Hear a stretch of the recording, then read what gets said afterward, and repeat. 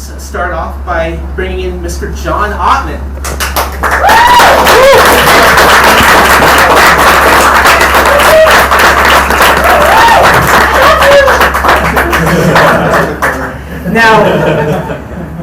Now, John has not only scored and edited 3 X-Men movies, but also scored 2 Fantastic Four films and a certain guy in a red cape for the distinguished competition. Now, next up is the fast and furiously exciting Brian Tyler.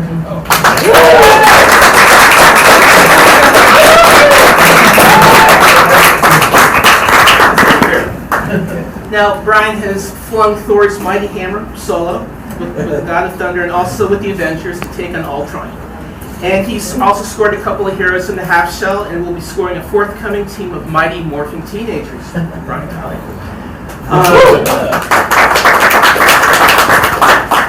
And finally, Christopher Young. Yeah.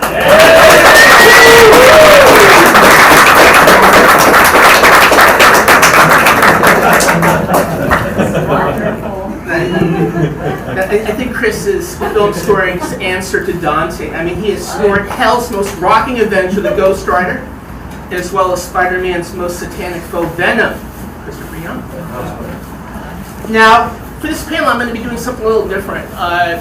Usually with these things, it's just talk, but in this case, I really wanted to play some extended clips that really show the scoring that goes into what I consider some of the best scored moments in Marvel movie history. Then I'll be opening it up to a Q&A with everybody. But I want to get it started, first of all, by asking the 3 of you, what makes a Marvel movie and a Marvel score? Who's going to take this first? Well, when people ask the question, sometimes, the one answer is like, it's nothing different. There's nothing really that much different about it than any other film in terms of it's about characters and types of characters. But I guess the difference between the Marvel film, are you saying a superhero film or a Marvel film? A Marvel, I said Marvel. Oh, I don't know. I don't know how to answer. I would like to say that he's absolutely right that when you're on a project, and you're trying your best to do the best. And not to say that they all work from one to the other, but for certain in my case, when I was called to do Spider-Man, I'd worked with Sam Raimi, the director of The Gift. But, here I'm getting called to do, I did some additional music on Spider-Man 2, on the basis of that he gave me Spider-Man 3. I think it's the responsibility, the pressure, kind of like, I can't fumble the ball on this one. Because we know that there's a guaranteed interest that will be in the movies themselves, that will be around forevermore, just because of the connection, to Marvel Comics. So I think for me, this is a really important movie. I never had scored this one. All right. Yeah, you're stepping into a world that exists. It's one thing to start a movie series where you haven't. It's a blank slate. But not only are there previous movies, like when I started doing Marvel movies, it was Iron Man 3, so not only were there movies, but then you have all these years of the comics. Granted, they're not music, but there's still a kind of a sensibility that has been started by Marvel that is very kind of specific. It has the hero tale. It has the classic kind of superhero milieu, and so I think somehow that lends itself to a certain kind of sound. At least the ones that I've scored, because they were kind of they're all part of the Avengers, so they need to fit into that. But these guys have done ones that have been in a wider Marvel world, and I think you have a little bit more. There's a lot of latitude when it comes to things outside of the Avengers, because you just X-Men has a certain sound, but I think it's the history. If anything, you just try to you want to do the history justice. As someone that collected comics as a kid, I'm both DC guy and Marvel guy. I don't have an allegiance where I'm just just that. and more. So I think just kind of staying true to it. Even when I see that logo, there's something that kind of... What do you think, John? Me? Yeah. Well, I was trying to figure out the DC versus Marvel. I mean, I guess the most recent DC films have been more like Zen-Rasik kind of scores and not the lyrical, thematic, traditional scores, so maybe that's the difference. I don't know. I don't know what, that's the question. But I mean, they're all, best superhero films are going to be the ones that are most successful portraying characters you care about, and the score just has to help that happen. Or, Yeah. And I mean, assuming it's the same, it should be with DC. Solid film distinction in the types of scores that are appropriate for the different companies. Do you feel like this? I think for me personally, one is fun and one is not. Unless you count the animated movies. Don't get me going on that. I can't really say a lot, but I mean, yeah. Well, I'm sorry. It was an interesting setup for me when I came on board Spider-Man 3. In that, of course, Danny Elfman had done the first two, or all of one, and most of two. And so, when I was hired to do 3, there was the understanding that I would be respectful to the themes that he had established in the previous movies. So, it's not like I had been given carte blanche. Do whatever you think is appropriate. You can come up with a new theme for Spider-Man. Let alone, of course, the theme that really, at the end of the day, has concerned Spider-Man that we all remember, which is the TV theme. And that you're doing battle with that. You tap somebody on the shoulder walking on the street, what's the Spider-Man theme? They're not going to sing Danny's probably. I wish they would have sung My Dark to suit Spider-Man.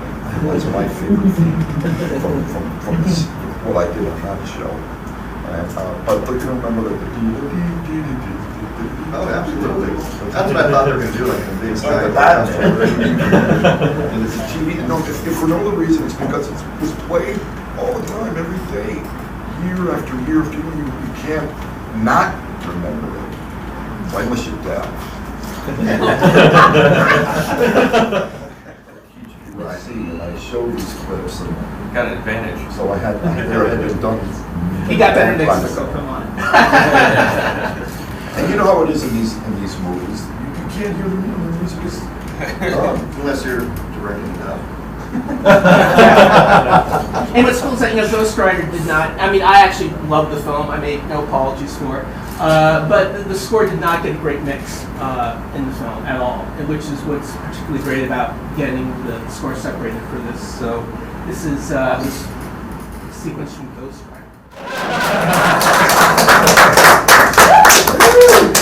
Yeah, that just totally rocks, dude. Yeah, heavy metal guitar One of the chords. reasons why it rocks is because I actually the band wasn't live with the orchestra. They were pre-recorded, not even together. I knew I had a bunch of drum grooves that I wanted, double bass thing.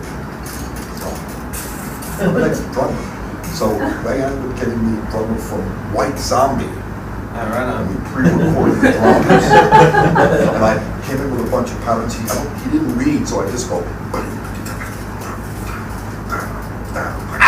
And they go, okay. And then the guitarist was actually from 9 Inch Nails. And I remember we had him come in and he played so loud that I had to be out in the hall. It was being recorded in my studio. And I said to this guy, man, you don't understand what I'm about to tell you, but I'm wearing hearing aids because I used to do exactly what you're doing. I said, man, this is nothing. You should hear me playing live. But, You know what's and I cool wrote is, riffs for him. Again, he didn't read, so I would sing the riffs to him. Yeah. well, I mean, I think it's fair to say, Chris, that Hellraiser really put you on the map. And yet here Right. you're dealing with a superhero from hell. How do you make hell heroic? How do you make hell heroic? Well, this score essentially is one theme. it's monothematic, right? And the theme is presented for the first time right over the very short. There's a prologue in this, which is I remember the most rider. What's his name? Sam. Oh my God, I have a brain fart here. Sam Elliott, thank you. Sam Elliott. So he does this little prologue, and then bam, we're off with the credits, and the motorcycles rushing. Well, you know, the director was adamant about me coming up with a tune. He wanted me to come up with a tune because he loves tunes. Mark Steven Johnson is Mark Steven Johnson was a nut about tunes. That was his thing. And so he said, I need something that has its heroic thing, an identifiable thing that will return consistently. So, I mean, when he said that to me, I said, bravo, I'm on board. We did a bunch of movies together. In each instance, it was always, I need a theme. So it was a gas. I mean, how can you not have the opportunity to write a score for Ghost Rider, for any Marvel comic character, and not want to come up with a theme? And what's cool, it's also a biker movie score. Right. It's a biker movie score, of course. That's why I saw the bike moving, you know, even in its early stage, where it was just, you know, sort of like really rough animation. And I knew, I gotta have the guitar. Gotta have the live drum sound. So I got that sound in my head. And I wrote, the action works was kind of written around it. That groove thing. Yeah, sure. You know, and get Ben on it. And this was, I did a suite for this you were there. Oh, it's amazing. I did a 10-minute suite for that Forez Halloween concert. I'm in the process of expanding that, but I got Dave Lombardo, who's the drummer from Slayer, put together a band. And we did this live. We did a 10-minute version of it with a live band and orchestra. I did a condensed version of the score, 10-minute of it. It was basically, you know, busting ass right from beginning to end. And the audience seemed to respond really favorably to it. What's different about it, of course, is when we think of rock bands with orchestra, we think of the heavy metal groups that use the orchestra to support them singing songs. So there's not many scores, you guys have done, I'm sure, where you have a live band playing but not singing.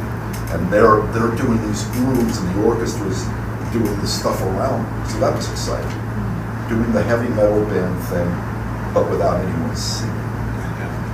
Now, the second clip we've got is actually a sequence in Spider-Man 3 where the music was featured. Pretty much nothing else played, which is the birth of the Sandman.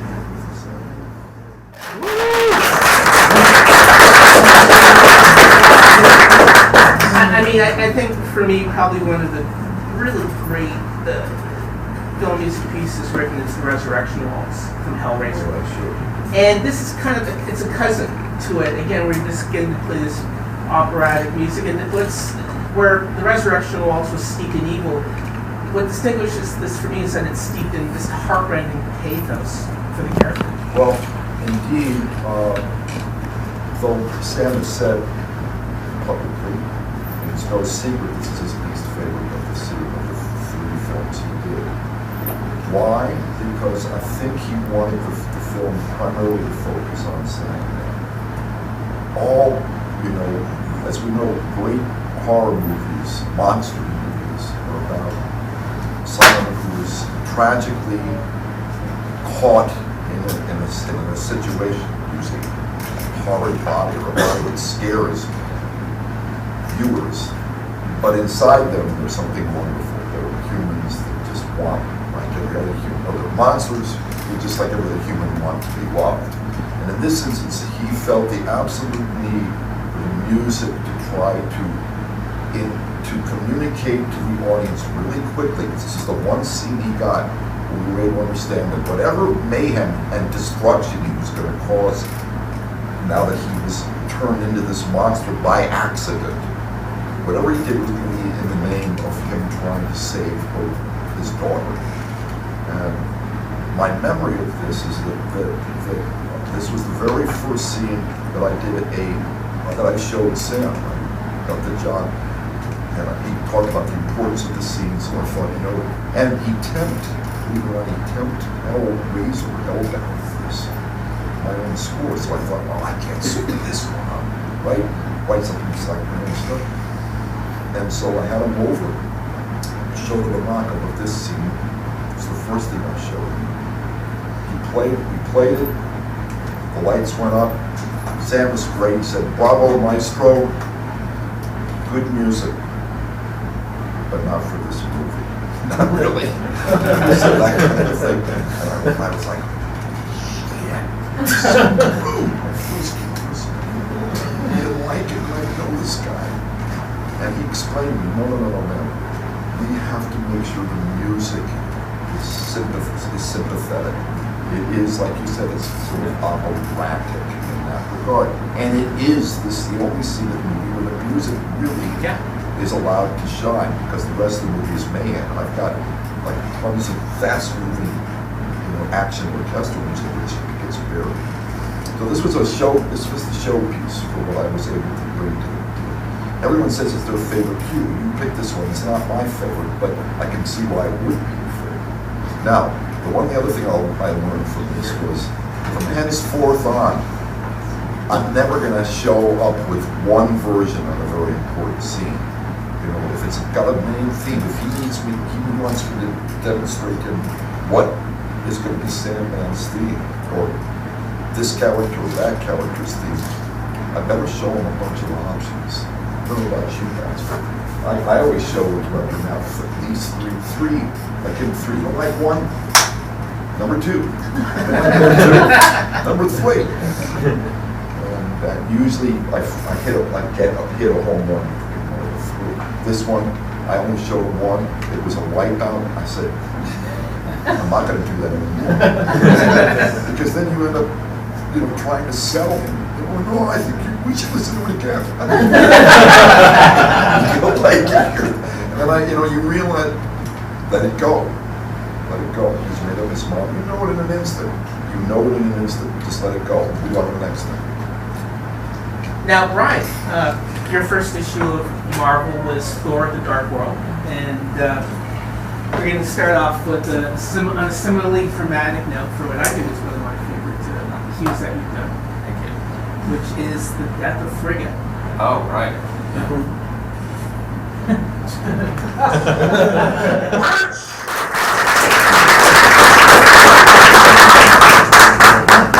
So, Dark World I think is definitely one of the more fun, lightweight Marvel films, but then you get to this scene. Right. It's this incredibly moving scene that almost comes out of nowhere. Yeah. I mean, this is a character that is the mother of Thor, and it was always it was a great character for his movie, and you really get a sense of her relationship with Odin and Anthony Hopkins. So it's a surprise as you're watching it. I mean, it's just like, how is this? So we kind of wanted to have that respect for. So it's almost like the balance between having like a respect for a character that people love and saying goodbye, and mixed with the emotion. And I think those kinds of that restraint until kind of the very end, it's like you kind of let the floodgates out with the rising, spirit of all things, the orbs. That's when it kind of opens up, but I think it's that restraint that's for most of the piece that enables it to go to that feels place.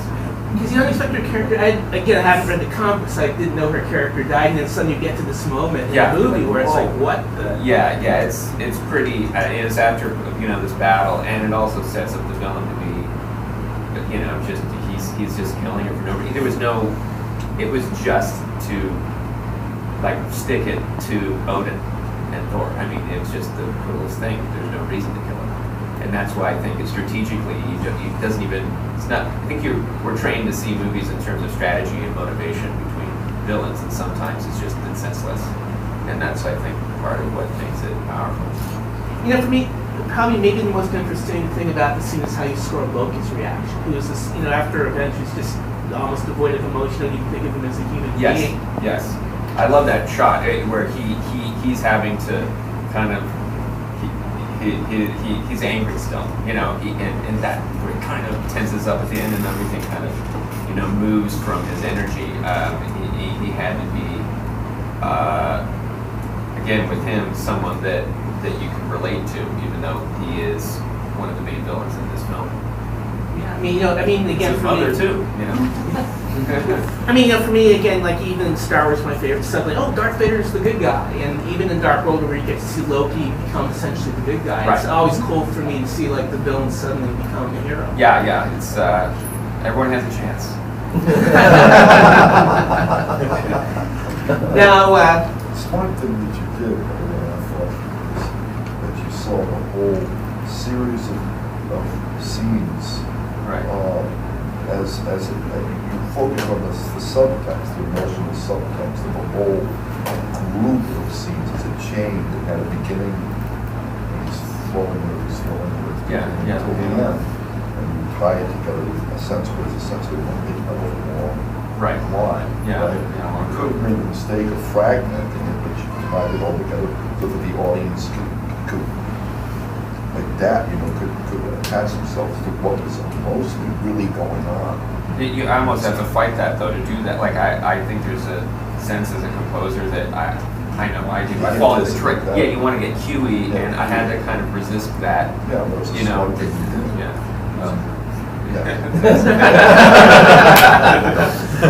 That's experience. I mean, most first time composers hit that, hit this. And when you do that, it actually makes the scene feel twice as long. Right. If you do that cue, You hit that because as it's well. really Exactly. broad, Exactly. piece. Emotion. now we're going to get some comic heroism stuff. Our second clip is the awesome slow motion Avengers fighting Ultron. Oh yeah. There's a lot of like cue stop pull, what I love about that cue is how it comes in. It doesn't like play music all the way through this. It actually really chooses your moment to come in with that great Avengers theme. Well, eventually, originally there was like as these things are spotted, they're spotted all the way through, and then sometimes, you really realize like, we need to wait here. Right before this is like a 22 straight minute piece. And after this, there's probably another 19 minutes. These are 20-minute cues. So for this, I think is an important moment. Duck out, come back in, and it gives you space because there's a lot of sound effects. There's a lot of things going on. There's only so much you can kind of your brain can dial into, and there's still a lot on there. It's meant for a theater mix. They kind of put the music here, and then the clanks and the bangs are kind of more in the center. So it's nice you could actually hear the theater. It's a little harder. That's video TV, it's gone. It's kind of it gets sliced out, but at the same time, you kind of pick ranges also that are in hopefully outside. You can talk to the sound guys. You can really anticipate, okay, if there's going to be rumble and a lot of big giant. There's these helicarriers in the movie. You don't want to have tremolo, cellos, and basses doing your melody lines, and that they're just the same range. So you want to do trumpets and violins. I tend to go through and spot the movie also from a practical sense. You really have to find a way with the tools you have that can be heard to write that way sometimes. And again, you're coming to this film, we have done Dark World. I think until we had Civil War, this had like the most characters of any Marvel film to that point. So many. How do you choose your battles? It's crazy. Unfortunately, I'd written a bunch of the characters' themes from the previous movies, Iron Man, and the theme, and the Thor, and just Loki, and these characters, which wasn't in this, but at one time was. And then I had to write a theme for, it was like Vision was a big new character. Now Hulk and Scarlet have a relationship. They needed kind of their own theme that was new. Ultron, of course, needed this theme. It was just like when you're introducing new Avengers, and then nodding that cap, to like Alan's Captain America original theme. So it really needs to kind of all coalesce and And I think that's why, like I was saying, with the Avenger movies and the ones that are connected, there is a similar musical language to them. So at least orchestrally, you can go and conduct a piece, and you can go from one theme to the other without having to completely switch gears to a baroque, orchestra, a chamber orchestra, to a rock band, to a choir. It's a little bit more playable, like in a concert way.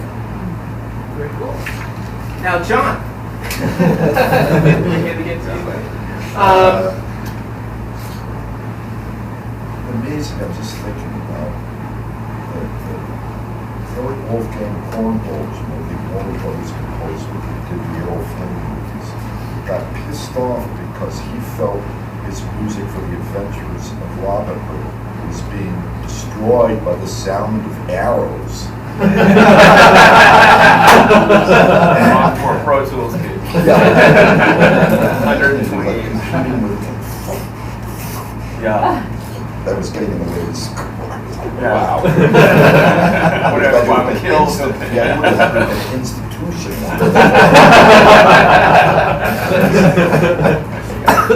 So I think probably for me one of my favorite, really underrated Marvel films is the Fantastic Four: Rise of the Silver Surfer. You get the Doctor Doom stuff, but the Silver Surfer is such a wonderful character that people were waiting decades to see this character finally realized, and I thought realized quite well. And you really captured the nobility in another really powerful emotional I just remember this movie being hacked after I scored it, like a score with my pre-star. So I'm surprised. I haven't seen this big clip in years, but I'm going to be horrified. Okay. I just know the music's all Slice and dice. It was sliced, but also sped up because they shortened the moment between them so fast, but wanted to get the whole integrity of the theme in there. That is A and B parts, and so we literally put it in Pro Tools and sped it. So it's painful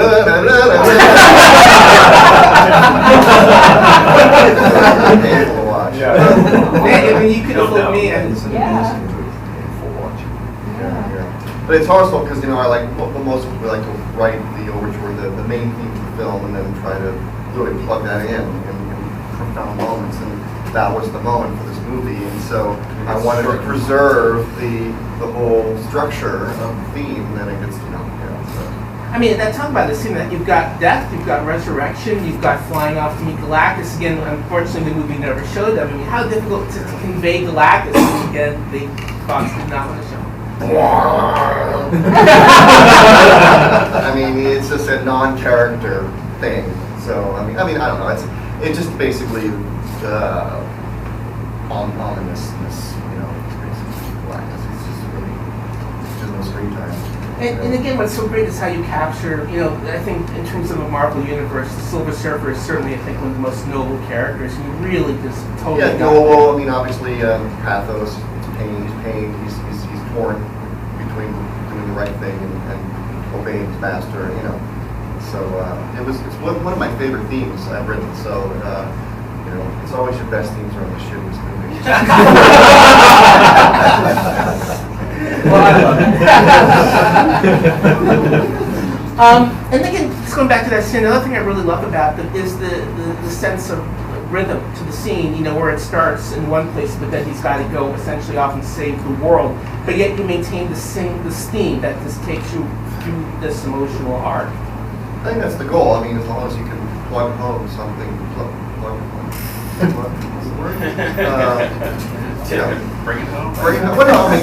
Bring it home for sure. But I mean, if you've got a strong theme and you want to spice it through the film as much as you can, give the film symmetry and tell a story. Cool. So now we get, I think, to one of the more interesting scoring stories in the Marvel Universe, which is the road rescue sequence from the special edition of X-Men: Days of Future Past, where the film had been done, but then you go back and you actually get the orchestra back and you score the scene that we are now going to watch.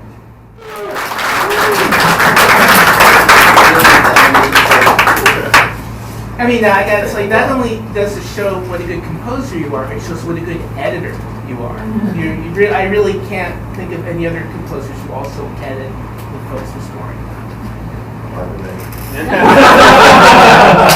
Got roped into it. Yeah, I mean, that was kind of funny going back and doing that because I'd written stuff for the longer version, and then we just keep 6'd it because we did the shorter version way before we scored the movie. So then when we went back and did the road cut, it was kind of weird resurrecting all that, and then kind of redoing,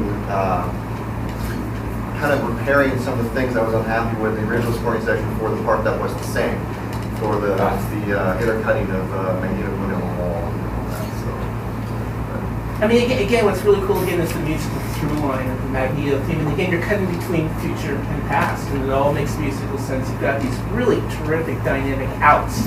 I mean, like, again, like where anyone would have played the helmet, him actually catching the helmet right through, you just stop the music and you bring it right back up. yeah, well, cool. To do that, I mean, you know, obviously, you know, there's a fine line of when the music becomes too much wallpaper, it has the opposite effect, and it puts you to sleep, and you just tune out because it's just too much. So you just choose those places to do something interesting where you have that moment, and everything stops, and you go back in, and it keeps you engaged. And that can also have reverse effect too. It's an art, you know, because you can stop, start thinking, also make the scene feel agonizing as well. So it's just how to, whatever you can do to keep it engaging. What was it like essentially bringing the band back together to rescore that whole scene? That was fun. I mean, they all thought it was a gas because that wasn't really for a theatrical thing, but everyone's coming back and kind of resuming their parts that they just had a few months ago. Cool. Well, before I turn over to Q&A, we actually have two really cool world premieres of the physical scores for The Nice Guys and Now You See Me Too. A little bit about The Nice Guys, John. Well, that was well, there's a lot to say about that. I mean, it's, but I had started scoring that before I left to shoot X-Men, so I scored 3 reels of it, and then and I was begging for reels, so they give them to me and they're dripping wet. Basically, I just finished shooting the movie because I was like, you don't understand, I gotta leave, I gotta go shoot a movie. So I scored those 3 reels, and then I went to start shooting X-Men, and then naturally all the reels changed, and so I worked with David Buckley, who's credited on the album for booking my themes in, and then I was with him at night on Skype, and then I brought my studio with me, and so it was kind of shooting X-Men, then going back downstairs in his basement. I had my studio in and writing, yeah, so it was, I mean, the challenge that was, you know, where Kiss Kiss Bang Bang was, that was a current day movie, and I decided to put like this retro score on it to give it this sort of weird signature. Whereas Nice Guys was a 70s period piece, and so the challenge was if I do the whole 70s period thing on it, is going to make it feel like a parody of itself, you know? And so that was really hard. How do you push that, but make it feel like it's Naked Gun, you know? So that was the biggest challenge. But I like the theme I wrote for it, and then we just sort of like tried to plug home the theme any nanosecond there was in the movie, because there was a song in the beginning and a song at the end. And so my overture I'd written was nowhere in the movie. So yeah, so basically drive it, you know. And Brian, Now You See Me Too, I think it's actually even better than the first film. I mean, you've got the Macau locations, you've got some very long decades playing emotional stakes that happens in the score. For sure. I mean, I love doing the first one as well, and and unfortunately there wasn't a score released for that one because of a contractual thing with a label that was struck. But so the chance to come back and bring the themes that. We're all sound sensitive. There's an AC in it. But yeah, being able to go more epic, really infuse the magical side of the score, which is kind of the orchestra with the big band groove, kind of Mancini, Schifrin vibe at the same time. It's like, I mean, how many movies have these two things at the same time? It's like, you know, it's kind of like you have Lord of the Rings and Harry Potter vibe over here, and then, you know, this charade and movies like that over here, and really these movies bring them together. So for me, it's the most fun I can possibly have doing the movie. And Chris, you're doing some pretty stupendous work in Hong Kong, and if anyone gets to go to the AMC in Monterey Park, it's an amazing theater, and you can see these wonderful films on the big screen. I was absolutely blown away with the Monkey King 2 score. Yeah, you know, this has been such a wonderful experience because what's so distinctly different about my experience, with the Chinese filmmakers is that they, here this is a big epic, film for them. The Monkey King to a native Chinese child is like Superman for us. They all know this, and wisely they've been opening these things up on Chinese New Year's Day, and in fact, Monkey King 2 made more money overseas than Star Wars made. So it's like it makes hundreds of millions of dollars. It's hundreds of millions of dollars. What's so nice about this, it's so strange in many ways, is they let me go. I mean, like, what did I do? I had a sort of Skype presentation of my themes, like the old days, my themes on the piano. And the next thing he said, I like that, because I sort of like 4 or 5 different themes for different characters. I like that one, I like this one, can you change this one to this, that? Great, no problem. What are you going to do next? He goes, I'll see you on the scoring stage. Yeah. I did no demos, not a single demo. The first time he heard the score was when we were recording it via Skype. He was in Beijing, I was in LA, and the orchestra was in Bratislava. And so it was an interesting, link up, but it all worked out great. The wonderful thing is that he adores this old school theme thing. And so, I mean, I must say, I cannot ever let go of the fact that I fell in love with a time in film scoring where the theme or groups of themes were the meat and potatoes of what held together scores that have now turned out to be valued as great scores. So that's all he wanted. He said, I just want you to write some stunning themes. And the nice thing about it is I would say, well, don't you want to hit this and hit this?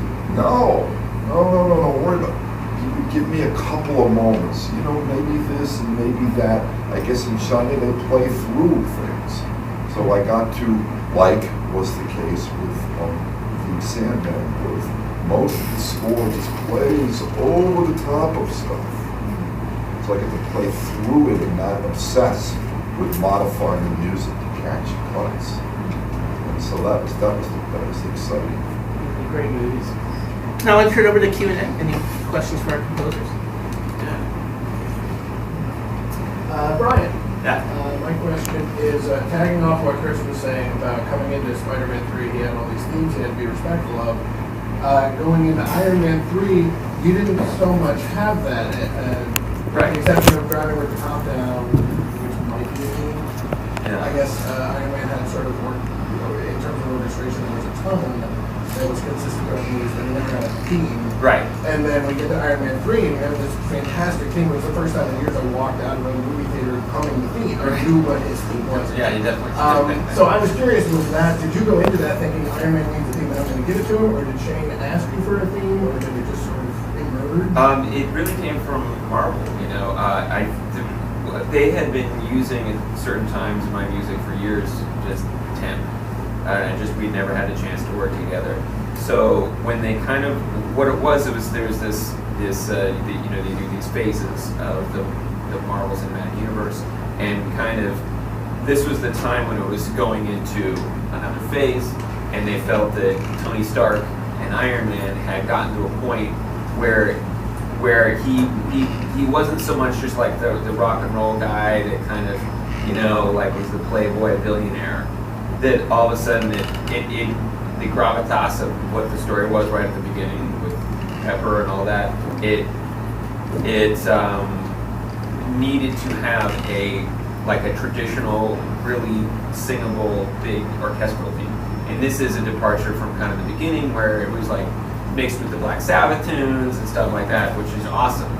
But they wanted to do that so also could fit easily into the upcoming Avengers movies and all kind of work as an identifiable thing. And I love writing themes. I mean, I don't apologize for that. It's not that it all made sense.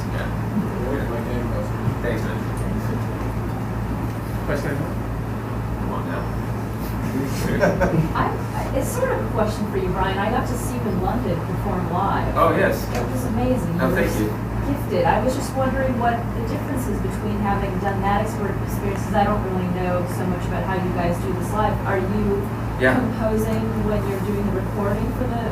Yeah, I mean they're related. They're very related. I conduct my scores. Some people do, some people don't. So I'm used to conducting the orchestra for them.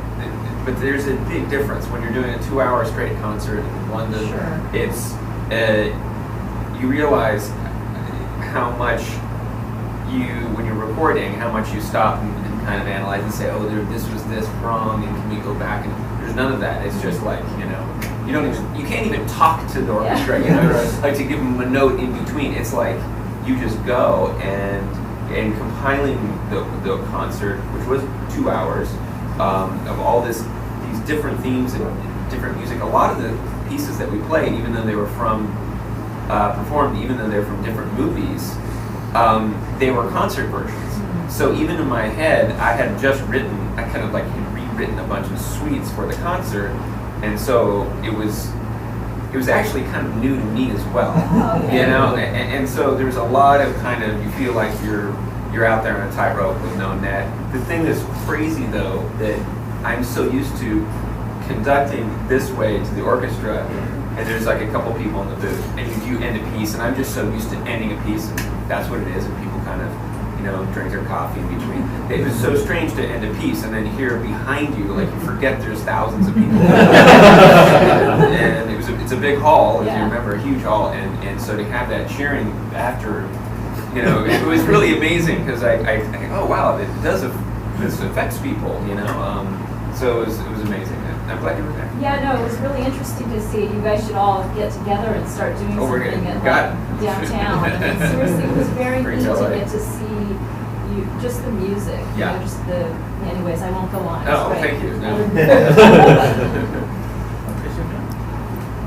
Obviously, sound design has become so elaborate now. How has that changed scores in general? I mean, for the better or for the worse? It doesn't seem sort of a lot of work now that scores used to do in the old days. Well, I think it's still about a point of view, and sometimes there's a lack of point of view at the dub stage where everything's coming together, because you have your sound effects camp, you have your music camp, you have your dialogue mixer, or sometimes dialogue mixers now is doing both. But it really depends on the talent. How do I say? The filmmaking instincts as opposed to agendas of the people working. And the best people are going to step back from their own job and say, you know what, we should pull the effects back here, because this clearly the idea is about this character, and the car engine isn't going to really. We've all heard that before, So and so I mean, and then that boils down really to the editor who's directing the dub, or the director, and maybe the instincts of those mixers. So, and I think the last 20 years, it's everything with the kitchen sink mentality. Because I guess to me, and to me it shows, as a filmmaker, to me it shows a lack of confidence in the movie. If you really think your audience is going to leap out and run out of their seats to the exit door because of a moment of quiet, or you're going to let the score take over, you're going to pull back the effects, then you don't have confidence in the movie. And there's countless movies that are actually really good movies that are just too cranked. And I, as an old person, I just tune out. I'm like, I'm not interested in this anymore. It's too much of an assault. But anyways, it's all about. Who makes those decisions in a $200 million movie? A lot of people. A lot of films I do, but that's why. Well, I don't know why that's where you couldn't hear there, because it was mixed pretty well. But even they're always surprised in the dub how much I'm like, no, bring the music down, because I'm involved in designing the effects as well. So. They're always surprised that I don't walk in with some music agenda, and I'm usually burying things or intertwining. Balance. Because sometimes you were editing something. and sometimes a cue will actually feel retarded or not work right if it's too loud. Like, that was not the idea. It's to interplay with this, and then suddenly the cue works. So but it's all about point of view and the maturity, I think, of the people. It was Alfred Newman once said that a film composer's immortality lasts from the scoring stage to the dub stage. That was spot on. I remember when I used to go to all the dubs. So I thought, here was my chance to really, make sure the music was this or that. And I remember hearing, Jerry Goldsmith doesn't go to the dubs of his own scores. And I thought, well, it's not young and stupid. And I thought, well, that's not good. He must not care. But I discovered later on that he didn't go because he cared too much. And I had an experience where I went out, it was for a film called Trick or Treat. It's not the film more recent, it's an old Trick or Treat that had Ozzy Osbourne in the cinema. And the director was the actor Charles Martin Smith. It was his first time directing.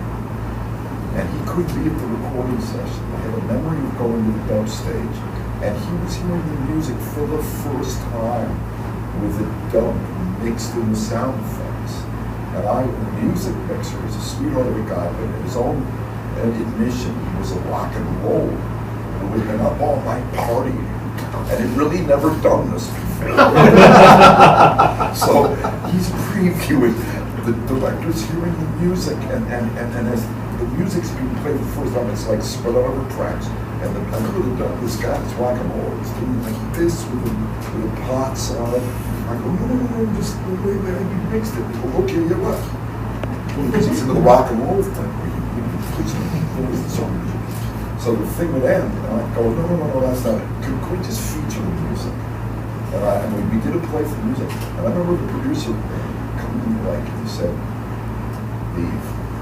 I know this guy. It's better if you see that. And from that moment on, I never went back on the dub stage again unless I was invited. Because you know what? I don't want to be there because I don't want the director to feel the pressure of the ghost of, if you hit a home run on the scoring stage, don't fuck it up. Let him keep that in mind as he mixes your music right out of the movie, whatever. Covers it with the sound effects. At least he remembers that he loved music on stage. It doesn't have the music editor. Your music editor is the one who does the dirty work, trying to suggest that it gets louder, but not the composer. It's always about. You just want what's best for the movie. At the end of the day, I think what John was saying too is right. There's certain moments, I think emotional moments, key moments thematically you want to hear it. Sometimes you don't.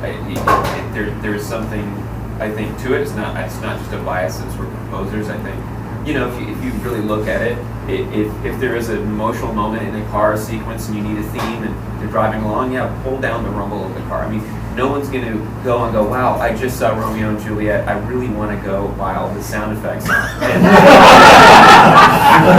relive the motion of that scene, the water drips and everything. So you're going to go to. There's something about music that we associate with emotion. So I think the more you speak their language and not talking like a composer, and you go to the the more they'll listen like because they're if you talk like you're an audience member, or I always say it's too low. My thing is.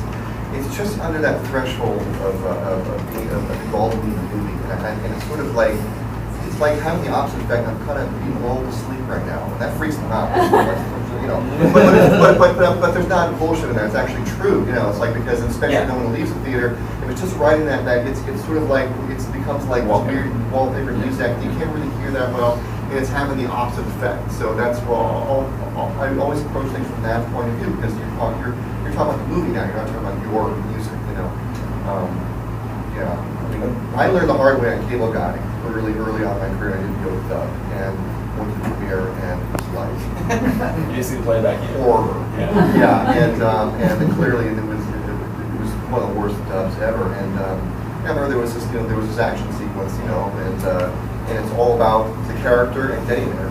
And the reason I bring up this car analogy all the time is because this car that drives by, like, it's like when I'm trying to create the suspense. Like, why would you have the engine of a Jeep so important to the scene? We've always seen car bodies before. It doesn't make any sense. And so clearly, with a dub with no point of view whatsoever, Anyway, it was Thinking about an album horrifying. Carbide #4. Yeah. You got it on your iPods. And that movie's all about character. That movie's all about character and psychology, so you really want to get the greater workings of that character. The gears turning, and it's like nothing else really matters, and But anyway. Sir? So I came in a little late, so I apologize if you guys already covered this. But what is your individual workflows for, not the spotting process, but your actual workflow for creating the music? Are you still pencil and paper? Are you straight to MIDI? It really depends. Do you orchestrate your own music? The most recent, I'll go with that real quick. Now you see me too, just did that. There was a few different ways. One, kind of the big band stuff. I would start playing vibraphone and drums and bass and guitar myself, and I track it, then write the big band charts around it, brass and all that. But then there's this orchestra element that I would go in and start doing MIDI mock-ups and write themes and then play them for the director and get them approved and go from there. But then the very last piece, I got to do it old school, which was, there was at the last second, they said, okay, we're gonna have this fanfare moment. Maybe we'll just use some of the score and edit it and cut it and do all this. And I'm like, I'm flying over to London to conduct the score. And on paper, I wrote the Now You See Me 2 fanfare, which is the first piece on the soundtrack, actually. Ended up being the favorite piece, but it never went through a mock-up process, never even hit a MIDI keyboard. It was all pencil and paper. And boy, it really taught me a lesson in a sense, if it's ever possible to do it, because you can write for the instruments instead of the samples. Well, that's the frustrating thing about MIDI mock-ups, and why you hear all these licks that everyone else uses it from a library, because it's a cool lick, and you need to present a mock-up to the director, and you doing it with your own fingers is never going to sound like the lick you want in the orchestra. So a lot of people just go to the lick from the sound library, and so it's so that you have less times where scores are really writing a unique line because it can't emulate it from the studio. So I think that's the negative about the mock-up process we have to do. I mean, I write MIDI and all that, but in those situations where I want to write something that I know I'm not going to emulate, I just do it. And unfortunately, I usually work with people who trust me, and I'll say, this is going to be this cool thing. I can't even emulate it, but we do, right. It sounds cool. But rather than be a slave to pre-made. You would just sample, like you kind of know, like brass samples can do certain things, the speed at which reattacks. It doesn't. So there's a lot of things in that piece that are like there's these like triple tongue kind of things that are musical, and it kind of comes alive, and the director didn't hear it until I conducted it on the stage. I was partially curious because I know I've been given music before where they play it like the sample does, and I'm like, I can't do that. Make it sound fake. In my case, I'm definitely old school. I'm sort of embarrassed on one hand to admit that I've never written anything. I sit in front of them and there's some rolling up white piano, and these pencil and paper sketches are created, and then they go downstairs into my synthesis there, they mock them up. It takes more time for sure. It's a digital process, since I'm not writing at the keyboard, but into the computer directly. It takes that much more time, so it's a slower process, but it does free me up from this stuff that they're talking about, which makes sense. You start writing for what the samples do best, not for what your mind is telling you might be best for the sample. So, it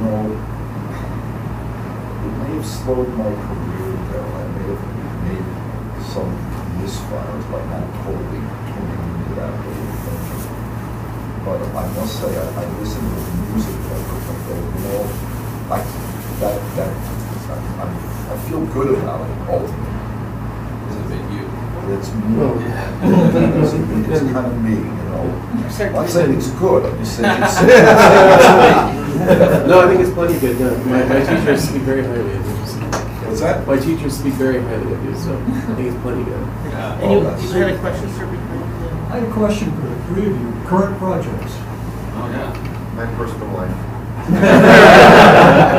Seriously, I just changed agents, and he's all excited to be with me, and I go, yeah, but I don't want to work for like at least 4 months, so I've been doing it solid and too many hats. Yeah, I'm doing, Fast and Furious, doing the next one of that, and The Mummy, with Tom Cruise. And it's Alex Kurtzman is directing it, who's the writer, producer on the now you see me movies. I wish I could say I had like 3 or 4 movies lined up, but I don't. What I am doing, however, this is a game. I've never done a game before. I got a call on this and they hired me because I've never done a game before. And it's called Wilson's Heart. It's for a company called Twisted Pixel.